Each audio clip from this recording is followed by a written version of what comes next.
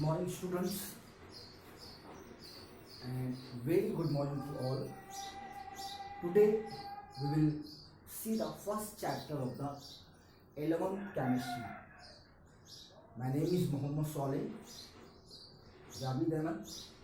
I am an assistant teacher of Malegaon High School and Junior College.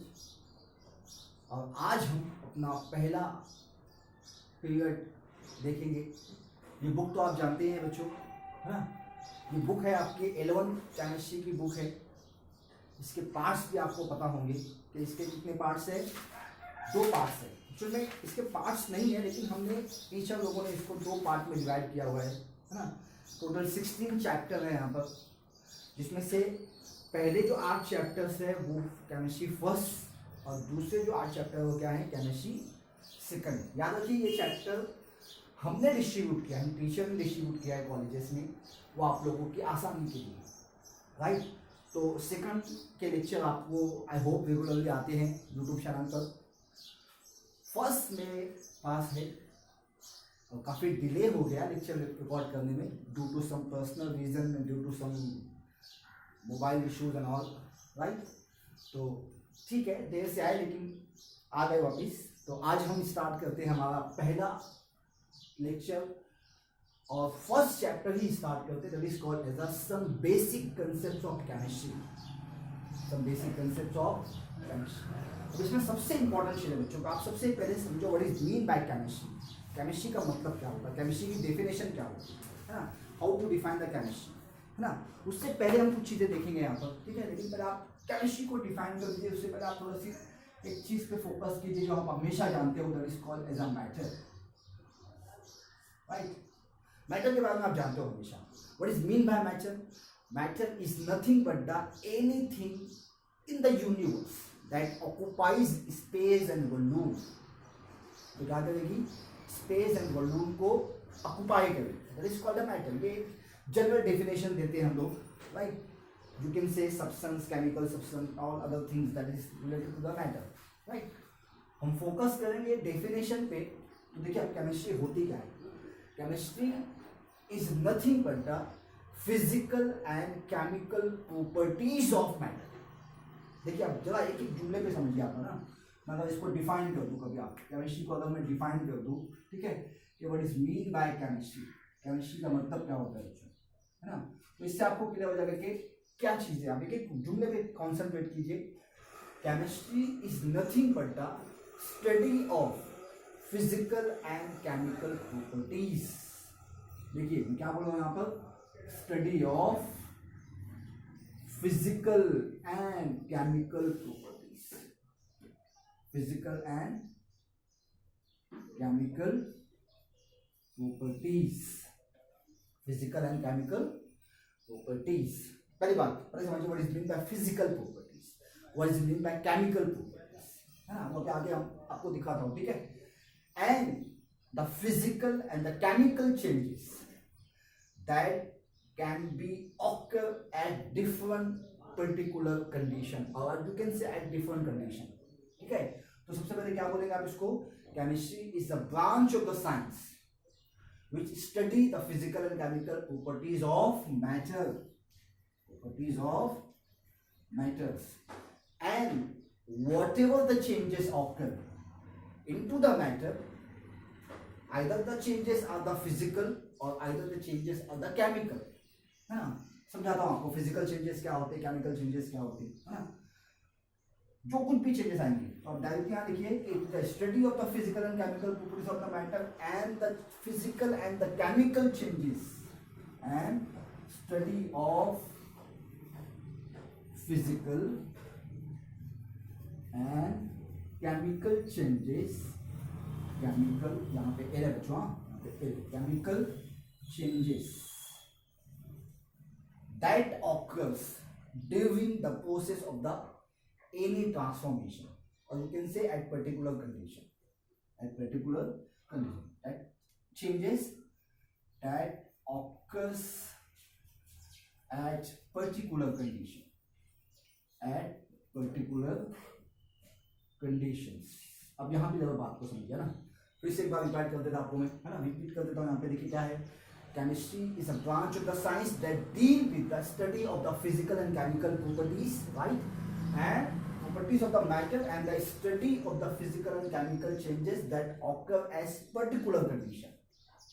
जैसे कि देखिए अब आपको मैं बताता हूँ क्या चेंजेस होते हैं, फिजिकल चेंजेस क्या होते हैं और केमिकल चेंजेस क्या होते हैं, राइट? फिजिकली क्या चेंजेस होता है और केमिकली क्या चेंजेस होता है। आपने 8-9 में एक प्रैक्टिकल किया होगा शायद आपने लैब में, आई होप सो आपने प्रैक्टिकल किया होगा। जब भी आप मैग्नीशियम रिबन को हीट करते थे in the presence of oxygen, है ना, जब आप इसकी हीटिंग करते थे आपने रिएक्शन देखी होगी आपकी, देखिए ट्वाइस mg, राइट? अगर आप इसको हीट करते थे O2, राइट, और यहाँ पे मैं एक सिंबल लिखता हूँ, याद रखिए इस सिंबल को कहा जाता है हीटिंग का सिंबल, है ना, छोटा सा triangle, that is called heating. इसके लिए होता है, ये हीटिंग के लिए होता। तो ये रिएक्शन आपने देखोगे कि जब whenever you heat the magnesium metal in the burner there is a formation of the magnesium oxide. तो आपने देखा होगा कि मैग्नीशियम रिबन जो है वो व्हाइट कलर के रेसिड्यू जैसे में कन्वर्ट हो जाता था, that is nothing but the formation of twice MgO। इसको कहा जाता था मैग्नीशियम ऑक्साइड। क्या कहा जाता था इसको? मैग्नीशियम ऑक्साइड कहा जाता था। तो ये जो चेंजेस हो ना बच्चों, this is the changes that is nothing but the chemical changes. क्या हो गया? ये केमिकल चेंजेस हो गया बच्चों, है ना। क्यों? क्योंकि अब यहाँ पे जो स्टार्टिंग मटेरियल था आपका, वो अब आपको फाइनल प्रोडक्ट में आप कभी कन्वर्ट नहीं कर सकते उसको। आप you can never convert this final product into the starting material, क्योंकि हम इसको क्या कहते हैं? This are the starting material and this is called as a product, है ना। इसी को कहा जाता है रिएक्टेंट और you can say substrate. This is called the final product, right? So whenever the certain chemical changes are occurred at particular substance, at particular matter, then it transform into the particular product. Sometimes the reverse reaction is possible. Some reactions are the reversible, right? But some are the irreversible reaction, and that can never be reversed back to its original position. जैसे कि आपने देखा होगा कि जब आप दूध को दही बनाते हो ना, तो क्या दही वापस दूध बनता है क्या? Never, it is not possible at all, कभी पॉसिबल नहीं आपका। अगर आपका दूध खराब हो गया तो हो गया, राइट? बाद में आप उसको वापस से अच्छे दूध में कन्वर्ट नहीं कर सकते आप, राइट? तो ये सब क्या है? This are the chemical changes. ये क्या हो गए आपके? केमिकल, लेकिन that changes are called as the irreversible changes. क्या है ये? इरिवर्सिबल चेंजेस है। मतलब क्या हो गया कि फिलहाल आप उसमें अब आप लास्ट प्रोडक्ट से कभी स्टार्टिंग मटेरियल नहीं बना सकते। समझ में आ गया केमिकल चेंजेस क्या होता? फिजिकल चेंजेस क्या होता है वो समझ गए यहाँ पे। देखिए अभी सर्दी का मौसम चल रहा है, लगभग थोड़ी सी सर्दी आ गई है, राइट? तो जो पानी आप नॉर्मल डेज में लेते थे वो पानी, अभी जो पानी आप पी रहे हो, दोनों में क्या है? दोनों में डिफरेंस है। ये पानी क्या हो गया? थोड़ा सा कूल हो गया। पानी क्या हो गया? कूल हो गया। लेकिन जो पहले आप पानी पीते थे वो इतना कूल नहीं था बनिस्बत इन दिनों की। तो मतलब क्या हो गया? When the temperature drops and when mercuries are dancing, जब मर्क्यूरी डांस करता है ना, राइट, तो उस समय क्या होता? There was some changes occur into the water molecule. Water molecule में क्या हुआ? चेंजेस हो गया। और कभी कभी तो ऐसा होता कि जब जहां ज्यादा चेंजेस हो जाते, जहां पे टेम्परेचर 0 डिग्री के नीचे जाता, वहां पे क्या होता? वहां पे वाटर किस में कन्वर्ट हो जाता? आइस में कन्वर्ट हो जाता, है ना। फिर वहां चेंजेस हो गया फिजिकल, वहां क्या हो गया? वहां चेंजेस कंप्लीटली हो गया। बाद में उस आइस को आप वापस से किस में कन्वर्ट कर सकते? वापस वाटर में कन्वर्ट कर सकते, है ना। फिलहाल हम फोकस करेंगे आपका जो नॉर्मल वाटर था, जो पिछले लास्ट 2 मंथ में था, है ना। अभी जो वाटर है इनमें कुछ चेंजेस है आपके पास। मतलब क्या हो गया? कुछ चेंजेस हो गया। वो चेंजेस क्या हुआ? वो चेंजेस ये हुआ कि वाटर कूल हो गया बनिस्बत पुराने दिनों की, राइट। तो यहाँ पे चेंजेस क्या हुए आपके? ये चेंजेस हो गए आपके physical changes, right, chemical changes, right. और फिजिकल चेंजेस भी होते हैं बहुत सारे मॉलिक्यूल में। ये क्या हो गया आपका? केमिकल चेंजेस हुआ। फिजिकल चेंजेस भी होते हैं, जैसे कि change in the refractive indexes, right, change होता है रिफ्रैक्टिव इंडेक्स के अंदर। अगर मेनी प्रॉपर्टीज आर देयर, है ना। तो अब यहाँ पे बात करते हैं हम लोग के चेंजेस कैसे होते हैं। चेंजेस आपको समझ में आ गया, फिजिकल क्या होता है, केमिकल चेंजेस क्या होता, फिजिकल प्रॉपर्टीज क्या होती है और केमिकल प्रॉपर्टीज क्या होती है, ये समझिए आप, है ना। What is mean by physical properties and chemical properties. देखिए एक होती है melting point, boiling point, refractive indexes, these are the physical properties. ये सब के सब क्या है? फिजिकल प्रॉपर्टीज है ना, देख समझिए बात को मैं क्या बोल रहा हूँ ना, these are the physical properties, physical properties.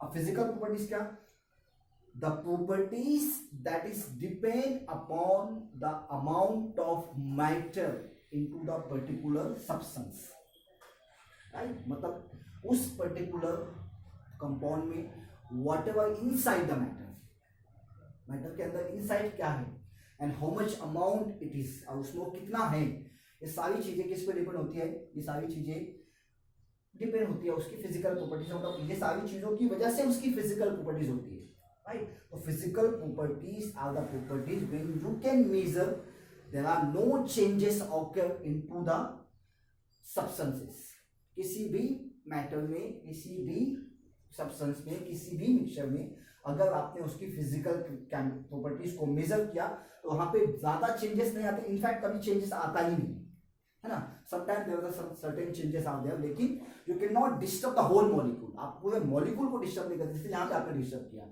कि आपने मैग्नीशियम को ऑक्साइड ऑक्सीजन के प्रेजेंस में हीट किया तो उससे बन गया मैग्नीशियम ऑक्साइड, तो ये केमिकल चेंजेस हो गया बिकॉज अब यहाँ पे MgO बन गया, अब इससे आप इसको कभी कन्वर्ट नहीं कर सकते।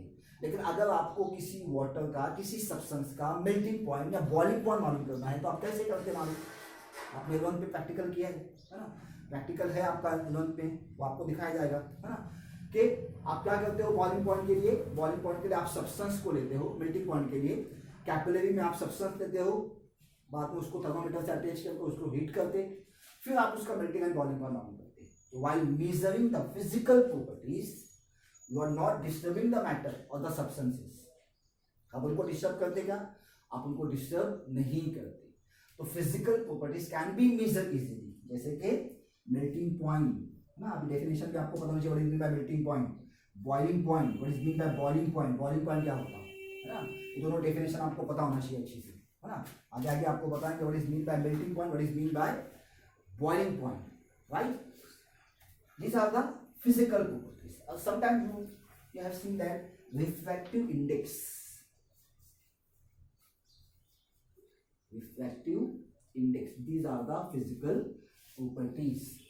So physical properties of the substance that depend upon the amount of matter into the body, when you are measuring the physical properties you are not disturbing the particular matter, आप उसमें कोई changes नहीं होता, while measuring the physical properties there are no changes takes place into the substances of the matter, but while measuring the chemical properties there are certain changes, वहाँ पे changes हो जाते, that might be reversible, that might be irreversible, हो सकता है कि वो क्या हो, irreversible हो सकता है कि क्या हो, वो reversible भी हो, है ना। जैसे आपने देखा होगा आयरन पे है ना, नेल पे देखा होगा आपने कभी है ना, नेल यू कैन से खीला आता है हम लोगों का ना, खीला देखा है आपने, that is called the nail है ना, तो आयरन के ऊपर रस लग जाता है ना, कभी आपने देखा होगा ये फिनोमेना अक्सर बारिश के दिनों में होता है, that is nothing but the rusting of iron, rusting of iron है ना, तो आयरन पे जो रस्टिंग हो गई ना, अब वो कौन सा चेंजेस हुआ, that is nothing but the chemical changes, वो क्या हो गया, वो केमिकल चेंज हो गया अभी, क्योंकि अब आयरन पहले जैसी स्टेट में नहीं रहा जैसा पहले था, तो इसी लोहे को जंग लगना that is nothing but the chemical changes, changes कौन सा हो गया, वो केमिकल चेंजेस हो गया, राइट। अभी आपको दिखा, लेकिन वो कैसा है, it is a irreversible changes, मतलब आप वहां से कुछ ना कुछ आयन आपका लॉस हो गया in the form of the ion oxide, अब उसको आप बैक नहीं कर सकते, वैसा स्टार्टिंग जैसा आयन था वैसा आप आयन नहीं ला सकते उसको, हाँ पॉलिश करके थोड़ा रख सकते उसको आप और चेंजेस देके आएंगे, लेकिन there are changes that has been occurring to the metal that can be irreversible, वो क्या हो गया आपका इरिवर्सिबल। तो ये थी आपकी डेफिनेशन है ना, एक बार फिर से रिवाइज कर लीजिए, it is a chemistry is a branch of the science that deal with the study of the physical and chemical properties of the matter and the study of physical and chemical changes that occur at particular condition. यहाँ पे एक important चीज देखिए, आपकी book में दिया हुआ है उसमें nature of chemistry, nature of chemistry, अगर इसके ऊपर आपको लेक्चर दे जाना बच्चों तो it may takes several hours, कई घंटे लग जाएंगे आपको केमिस्ट्री का नेचर बनाने के लिए। तो indirectly you can just understand that कि it is a interdisciplinary science that connect with all branches of the chemistry, all branch of the science. वो क्या है, एक इंटरडिसिप्लिनरी है जिसने हर ब्रांच को कनेक्ट किया हुआ है, राइट। अब इसकी बहुत सारी ब्रांचेस है, जैसे आपने देखा होगा कभी some are the physical chemistry, है ना, there are 4 major branches are there. ऐसे इसकी बहुत सारी ब्रांचेस है, जैसे कि न्यूक्लियर केमिस्ट्री हो गई, बायो इनऑर्गेनिक केमिस्ट्री हो गई, है ना। आजकल अभी नई ब्रांचेस चल रही है, computational chemistry, and there are many most chemistries are there. लेकिन मेनली द केमिस्ट्री की 4 इंपॉर्टेंट ब्रांच में उसको क्या किया गया है, क्लासीफाई किया गया है। सबसे पहली जो इंपॉर्टेंट है वो है physical chemistry, physical chemistry, right. उसके बाद है आपकी inorganic chemistry, inorganic chemistry, right. उसके बाद है आपके पास ऑर्गेनिक केमिस्ट्री, ऑर्गेनिक केमिस्ट्री, और लास्ट में बचती है आपकी analytical chemistry, analytical chemistry. No doubt इसके आगे भी है, न्यूक्लियर केमिस्ट्री है, बायो इनऑर्गेनिक केमिस्ट्री है, कंप्यूटेशनल केमिस्ट्री है, right, and you can say some of the western chemistries are there, right. तो ये सारी इसकी ब्रांचेस है, लेकिन मेन फोकस हम करेंगे इन चारों ब्रांचेस के ऊपर। ये 4 इंपॉर्टेंट ब्रांच है केमिस्ट्री की। अब इसको वन बाय वन देख लेते हैं हम लोग कि फिजिकल केमिस्ट्री में क्या होता, इनऑर्गेनिक में क्या होता, ऑर्गेनिक में क्या होता, एनालिटिकल में क्या होता। तो physical chemistry is a branch of the chemistry that deal with the fundamental concepts and the principle involve in the chemistry. जो फंडामेंटल कंसेप्ट्स है, जो मैटर से कनेक्टेड है, जो उनकी फिजिकल प्रॉपर्टीज है, whatever the dynamic involve in that, वो सारी की स्टडी कौन करती है, फिजिकल केमिस्ट्री करती है। आपने कभी भी देखा होगा बॉयल्स लॉ आपने पढ़ा होगा, है ना, Boyle's law, Charles law, right. There are certain laws of combinations. अब ये इसी चैप्टर में कंटिन्यू आएगा आपको, law of constant proportion, law of constant compositions, right. There are certain law. तो this is mainly focus on the laws and the principle of the chemistry, and actually it is the governor of all chemistry. Why? Because it touches all the field and it can be correlate all the field, because without knowing the physical phenomena of that occur to the matter, you cannot imagine this other branch of the chemistry. जब तक कि आपको physical उसके principles ना पता हो, उसके fundamental principle ना पता हो, उसके बेसिक्स चीजें ना पता हो, जब तक कि आप आगे की स्टडी नहीं कर सकते। So the physical chemistry is a branch of the chemistry that deal with the principle, the facts, and certain theories are involved into the physical chemistry, and that deal with the all physical concept. Basically देखा जाए तो थोड़ा सा ये खुश्क subject है, लेकिन है बहुत इंटरेस्टिंग। फिलहाल देखें तो बहुत इंटरेस्टिंग है फिजिकल केमिस्ट्री। आपने देखा होगा thermodynamics is a part of the physical chemistry, chemical kinetics is a part of the physical chemistry, right. System की बात की जाती है, सराउंडिंग की बात की जाती है। केमिकल काइनेटिक्स में हम लोग रिएक्शन मैकेनिज्म की बात करते हैं, है ना। पॉलीमराइजेशन में हम जब देखते हैं तो हम देखते हैं कि कितनी स्टेप में रिएक्शन हुई, इसमें कौन सी इंटरमीडिएट स्टेप थी, कौन सी आरडीएस थी, कौन सी फास्ट स्टेप थी, कौन सी स्लो स्टेप थी। All the kinetics are involve in the physical chemistry. फिर आप अगर जाएंगे आगे तो मॉलिक्यूल की स्टडी की जाती है, तो मॉलिक्यूल पे फिर उनके स्पेक्ट्रा को, उनके डायपोल मोमेंट को रिकॉर्ड किया जाता। Dipole moment is nothing but a physical phenomena, right. फिर उसके बाद उनके अलग अलग प्रॉपर्टीज को देखा गया। तो physical chemistry is deal with the mainly fundamental concept, principle, theories that involve into the this. अब फोकस करते पहले ऑर्गेनिक केमिस्ट्री पे। What is mean by organic chemistry, क्योंकि ये इसकी बहुत ही इंपॉर्टेंट ब्रांच है, ठीक है। In case of the organic chemistry we are dealing with generally the compound that is composed of the carbons and the carbons compound and its related compound. तो organic chemistry is nothing but the study of the carbon compound. Carbon compound की जो study की जाती है ना, उसके अंदर उसी ब्रांच को कहा जाता है क्या, ऑर्गेनिक केमिस्ट्री कहा जाता है। तो ये भी एक बहुत वास्ट साइंस है, और इसमें सिंथेसिस से लेके एक एक चीजें इन्वॉल्व है इसके अंदर, कि आप किसी मॉलिक्यूल को कैसे सिंथेसाइज करेंगे। There are the various steps for the synthesising the molecule, है ना। आपने नाम सुना होगा कभी, एक मेडिसिन का इज कॉल्ड एस्पिरिन, राइट। तो एस्पिरिन का बनाना, एस्पिरिन क्या है एक्चुअली में, this is a organic molecule, right. एक ऑर्गेनिक मॉलिक्यूल है वो, तो उसको सिंथेसाइज किया गया। तो उसको सिंथेसाइज कैसे किया गया, एट विच स्टेज किया गया, कितनी यील्ड, फाइनल प्रोडक्ट कितना आया, कंडीशन कौन कौन सी मेंटेन की गई at particular temperature, at particular pressure, this is nothing but the organic chemistry. The organic chemistry is nothing but the branch of the chemistry that deal with the study of the carbon compound. And in case of the inorganic chemistry, we deal with the other than carbon compound. It is mainly focused on the other element. आपको अगर आप periodic table पता होगा, आप देखे होंगे कि वहाँ पे inorganics के कुछ elements हैं वहाँ पर. जैसे आपने P ब्लॉक में देखा होगा, नाइट्रोजन है ना, फॉस्फोरस है, सल्फर है, द होल periodic table जिसमें मेटल्स है, नॉन मेटल है, मेटोराइट्स है, वो सारी चीजें जो है वो अदर देन ऑर्गेनिक और other than carbon matter, that is called as the inorganic chemistry, जिसमें आप पूरा पीरियोडिक टेबल इंक्लूड कर सकते हैं एक्सेप्ट द कार्बन, राइट. अब बचती है आपकी एनालिटिकल केमिस्ट्री. तो this is nothing but the qualitative in nature. इसका नेचर क्या होता है? इसका नेचर होता है qualitative, means it gives a actual proportion of the what ever the matter inside the matter, उसमें क्या है, क्वालिटेटिवली क्या है और क्वांटिटेटिवली क्या है. It is all about the practical experiment. जितना अच्छा आपका प्रैक्टिकल हैंड होगा उतने ही अच्छे आप एनालिटिकल केमिस्ट होंगे, क्योंकि इसमें ज़्यादातर आपको प्रैक्टिकल हैंड होना ही जरूरी है आपका. मतलब आपको क्या चाहिए यहाँ पे, बहुत अच्छी से सारी चीज़ें आना चाहिए यहाँ पे कि किस तरह से मॉलिक्यूल को सिपरेट करते हैं, पीपीटी क्या होती है, पीपीटी किस तरह से ऑब्टेन होती, बाद में ग्रेविटेशनल मेथड क्या होता, राइट. उसके बाद पोलरोग्राफी क्या होती. There are various things involve in the analytical chemistry.